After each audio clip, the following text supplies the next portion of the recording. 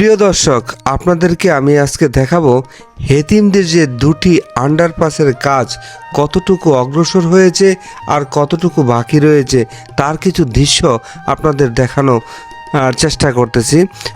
অধিকাংশ কাজই সমাপ্ত। কিছুদিন পরে এই আন্ডারপাসের উপর দিয়ে দ্রুত গতিতে যানবাহন করবে চলাচল। শিবপুর থেকে এই হেতিমদি অঞ্চল পর্যন্ত 7টি আন্ডারপাস এবং শিবপুর অঞ্চলে একটি ছোট পরিসরে ফ্লাইওভার নির্মাণ হচ্ছে।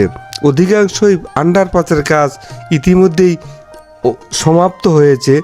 অচিরেই হেতিমদি অঞ্চলের 2টি আন্ডারপাসের কাজ সমাপ্ত হবে এবং এটি একটি অন্যতম একটি ভাইরাল স্থান, যেখান থেকে সুবিশাল যে ফসলের জমি, সবুজ আচ্ছাদিত অঞ্চল দেখা যায়, যা দেখলে অনেকেরই মন ভরে এবং সেই মন ভরার কারণে এখানে সকাল কিংবা বিকালবেলা জমে মানুষের মেলা। এটা হচ্ছে ভাইরাল সেই হেতিমদি টু সাগরদি রাস্তার শুরু প্রান্ত।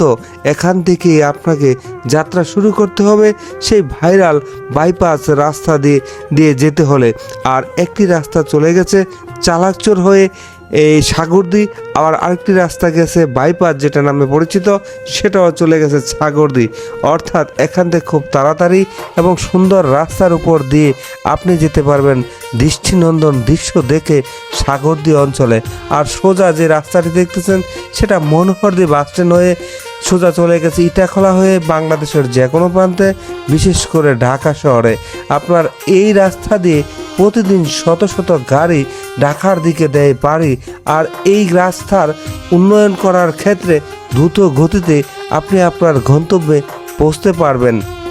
এবং এইখানেই ছিল একটি দৃষ্টিনন্দন মেহগনি গাছের যেই কারুকাজ সমৃদ্ধ রাস্তার দুপাশে শত শত মেহগনি গাছ, সেগুলো কাটা হয়েছে করতে গিয়ে রাস্তার কাজ।